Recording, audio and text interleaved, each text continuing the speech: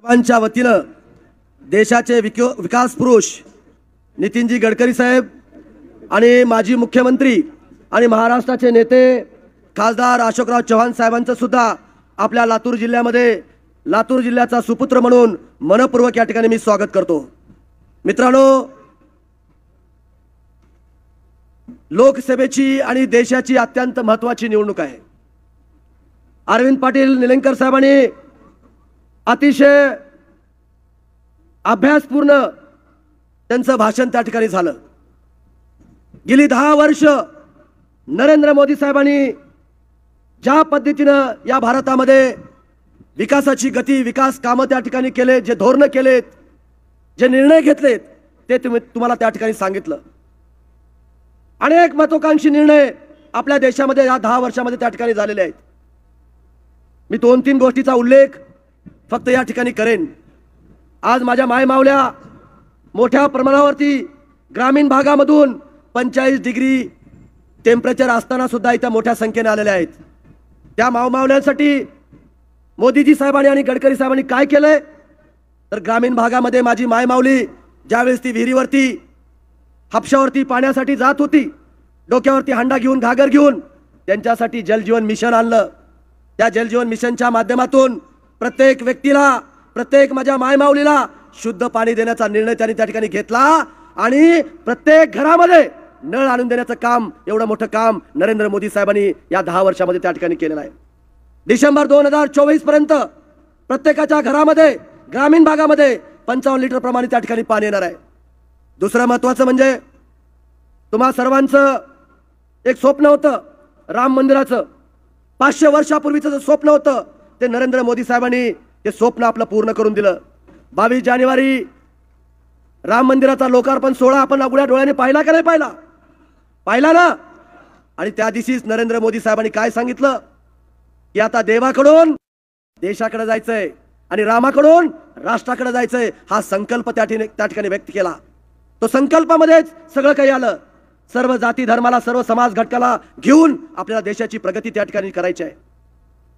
आज अशोक चव्हाण साहेब आमच्या समाजामध्ये जाऊन जाणीवपूर्वक हे काँग्रेसवाले सांगतायत की 400 पार जर भारतीय जनता पार्टीने पार केला तर या देशाचं संविधान बदलणार आहेत। अरे मी काँग्रेसवाल्याला विचारतो एक समाजाचा घटक म्हणून की बाबासाहेबांचा संविधान दिवस तरी तुम्ही एवढे वर्ष पाळला का? हे पाळण्याचं काम जर कुणी केलं असेल तर नरेंद्र मोदी साहेबांनी केलं। आणि गडकरी साहेब, नरेंद्र मोदी साहेब सातत्याने त्यांच्या भाषणामध्ये ते सांगतात की जोपर्यंत चंद्र सूर्य आहे तोपर्यंत या देशाच्या घटनेला कोणताही मायचा लाल त्या ठिकाणी हात लावणार नाही। हे जाणून बुजून खोटं नाटक त्या ठिकाणी बोलतायत। म्हणून माझ्या समाज बांधव इथं मोठ्या प्रमाणावर आलेत। माझ्या समाज बांधवाला मी सांगतो की असल्या भूल तापेला कुठेही बळी पडायचं नाही। आज देशाचं संरक्षण, संविधानाचं संरक्षण करण्याचं काम देशाचे पंतप्रधान नरेंद्र मोदी साहेब त्या ठिकाणी करतायत आणि म्हणून त्यांच्या पाठीमागे आपण खंबीररित्या त्या ठिकाणी उभारलं पाहिजे। आज दुसरा प्रश्न या ठिकाणी विचारतो मी, गडकरी साहेब तर या देशामध्ये रोडची मोठी क्रांती त्या ठिकाणी निर्माण केलेली आहे। जपानपेक्षाही चांगले रोड आपल्या भारतामध्ये उभा करून देण्याचं काम गडकरी साहेबांच्या माध्यमातून त्या ठिकाणी झालेलं आहे। पंजाब, गडकरी साहेब ज्या विदर्भातून येतात त्या विदर्भामध्ये बाबासाहेब भंडारामध्ये लोकसभेच्या निवडणुकीला थांबले होते। त्यांचा पराभव करण्याचं काम कोण केलं? त्यांचा पराभव करण्याचं काम या काँग्रेसवाल्यांनी केलं आहे। हे आपण त्या मतदानाला जाताना त्या ठिकाणी लक्षात घेतलं पाहिजे। मुंबईमधून पराभव करण्याचं काम बाबासाहेबांचं काँग्रेसवाल्यांनी त्या ठिकाणी केलंय। हिंदू मिलच्या जागेवरती आपल्या सगळ्यांच्या समाज बांधवाचं स्वप्न होतं एक भव्य दिव्य त्या ठिकाणी स्मारक झालं पाहिजे होतं। एवढे वर्ष त्या ठिकाणी त्यांचं सरकार होतं, मीही त्या सरकारमध्ये त्या ठिकाणी होतो, पण त्यांनाही कधीही वाटलं नाही की बाबासाहेबांचं भव्य दिव्य स्मारक त्या ठिकाणी झालं पाहिजे। पण ज्यावेळेस नरेंद्र मोदी साहेब तिकडं आणि खाली देवेंद्र फडणवीस साहेब ज्यावेळेस मुख्यमंत्री होते त्यावेळेस हिंदू मिलची जागा राज्य शासनाकडे वर्ग करून या देशामध्ये भव्य दिव्य स्मारक करण्याचं काम नरेंद्र मोदी साहेबांनी, देवेंद्र फडणवीस साहेबांनी त्या ठिकाणी केलं। त्यांचे सुद्धा समाजाचा एक घटक म्हणून मी त्यांचे त्या ठिकाणी आभार व्यक्त करतो। मित्रांनो, आज तुमची सगळ्यांवर खूप मोठी जबाबदारी आहे। आज ही निवडणूक कुणाच्या नेतृत्वाखाली लढली जाते सांगा?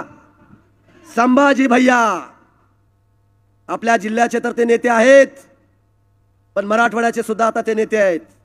म्हणून तुमची सगळ्यांची जबाबदारी जास्त आहे. आता एका कोणीतरी भाषणात सांगितलं,